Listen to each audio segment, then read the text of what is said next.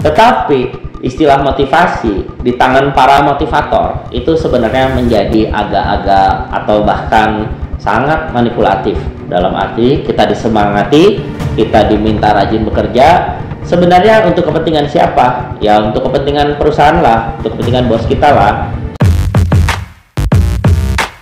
Apa itu demotivasi? Halo kawan-kawan Demot, kita ketemu lagi di sesi demotivasi. Nah, mungkin kawan-kawan Demot bertanya, apa itu demotivasi? Kalau kita coba googling, sebenarnya kata demotivasi itu udah familiar banget, bakal muncul di entry-entry teratas, tetapi dalam versi yang negatif. Misalnya, kenali apa itu demotivasi dan cara mengatasinya, atau 10 poin demotivasi dan cara menyembuhkannya. Artinya demotivasi itu dianggap sebagai penyakit dan kita harus mengobatinya. Tetapi apakah demotivasi itu penyakit? Sebenarnya mungkin saja demotivasi itu penyakit, tetapi terhadap apa? Tetapi ukurannya apa sehingga dia disebut penyakit? Nah, tentu dia menjadi penyakit dibandingkan dengan motivasi. Artinya motivasi adalah konsep yang dianggap sejalan dengan kemajuan, sejalan dengan mungkin kodrat, atau sejalan dengan hidup kita yang normal. Sehingga apa yang dimaksud dengan demotivasi itu semuanya kebalikannya. Nah, dalam hal ini saya mencoba untuk mendaur ulang arti demotivasi. Kenapa? Karena istilah motivasi itu sudah bukan lagi semacam semangat, dorongan yang kita tahu itu semacam hal yang psikologis, juga ada biologisnya. Kalau kita lapar, kita termotivasi untuk makan. Kalau kita ingin memenangkan kompetisi, kita termotivasi untuk bermain bagus dalam sepak bola misalnya. Itu adalah motivasi-motivasi yang bisa kita mengerti sebagai sesuatu yang katakanlah alamiah gitu ya. Tetapi istilah motivasi di tangan para motivator itu sebenarnya menjadi agak-agak atau bahkan sangat manipulatif.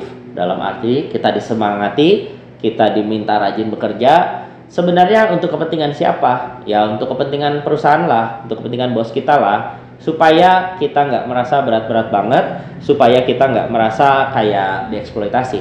Nah, jadinya motivasi ini di tangan para motivator itu menjadi agak berubah dari apa yang kita maksud sebagai motivasi pada awalnya. Jadi, kalau kata motivasi itu boleh diubah-ubah sama para motivator atau oleh paradigma motivasional lewat buku-buku self-help atau film-film yang ngasih kita semangat, atau hal-hal yang berhubungan dengan mindset. Nah, berarti kata demotivasi pun boleh dong kita acak-acak, kita daur ulang, kita maknai ulang.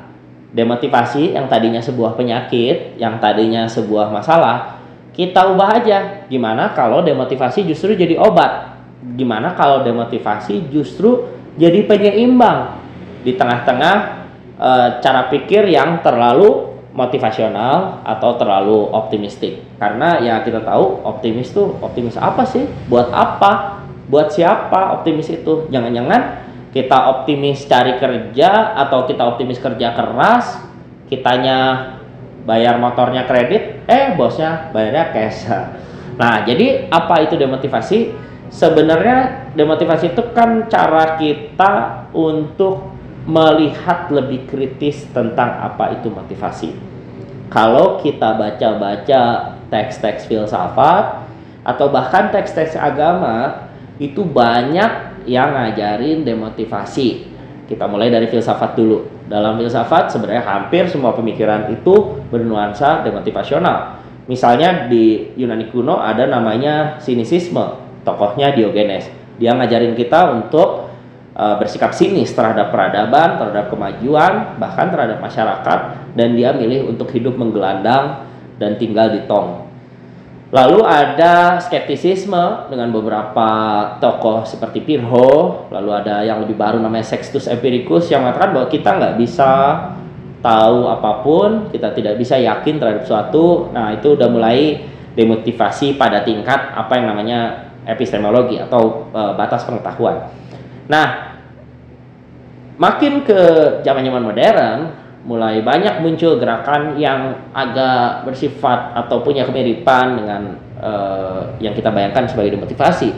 Misalnya pesimisme, misalnya nihilisme, misalnya absurdisme, dan banyak lagi. Tetapi pada pokoknya bahwa banyak filsuf itu justru kerap meragukan segala sesuatu yang namanya kemajuan, optimisme, atau pencerahan. Nah, berarti kalau kita belajar filsafat sih buat saya aneh ya kalau kita menjadi termotivasi atau menjadi optimis berlebihan. Lalu gimana dengan agama? Agama itu menurut saya banyak sekali ajaran demotivasi. Dalam Islam kita diajarkan untuk melihat hidup sebagai senda gurau belaka. Dalam Islam juga kita melihat dunia ini hanya persinggahan. Lalu dalam Perjanjian Lama kita tahu ada namanya kitab pengkhotbah yang lebih banyak kasih demotivasi bahwa hidup ini hanya uap, hidup ini hanya sesuatu yang sementara yang menguap begitu saja. Dan kita tahu bahwa dalam Buddhisme juga keinginan adalah penderitaan, kepemilikan juga adalah samsara dan sebagainya. Nah, artinya teks-teks klasik mau dari agama mau dari filsafat itu mengajarkan kita demotivasi. Pertanyaannya kenapa? Kenapa kita menjadi sangat motivasional? Kenapa kita terlalu bersemangat mengejar kesuksesan dalam definisi yang diterima oleh orang banyak tanpa pernah dikritisi? Kenapa mempunyai mobil yang banyak, rumah yang mewah itu menjadi tujuan utama dari hidup, padahal itu semua tidak benar-benar secara eksplisit diajarkan dalam kitab suci ataupun teks-teks filsafat? Kenapa semangat menumpuk kekayaan menjadi hal yang seolah-olah kodrati, menjadi tujuan yang suci, padahal itu semua tidak ada tidak tersurat dalam ajaran-ajaran kuno. Jadi demotivasi itu sebenarnya mencoba mengingatkan bahwa hidup itu sebenarnya ya dalam arti tertentu kesia-siaan, dalam arti tertentu tidak layak untuk dikejar secara berlebihan, dalam arti tertentu usaha kita untuk mengejar kekayaan itu tidak lebih daripada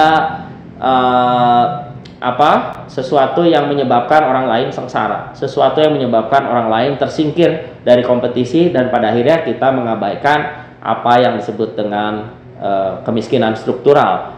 Jadi kita bisa aja semangat mengejar kekayaan, kita bisa aja semangat punya ini itu, tetapi kita lupa bahwa di balik semangat untuk menumpuk kekayaan itu, kita sekaligus bersifat serakah, kita sekaligus menyingkirkan orang lain.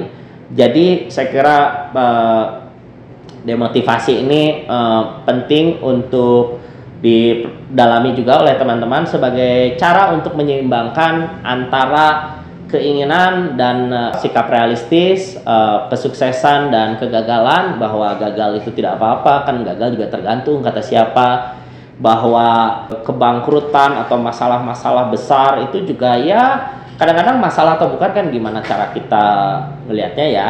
Kalau kita itu juga tidak bekerja, nganggur atau tidak produktif, rebahan, kalau pas pandemi justru malah keren kan hal-hal kayak gitu. Jadi tergantung, itu semua tergantung, bahwa motivasi tidak kodrati, bahwa motivasi itu hasil bentukan dari para motivator, maka itu harus kita imbangi, harus kita lawan dalam arti tertentu. Dan maka demikian teman-teman mulailah mempelajari demotivasi. Terima kasih.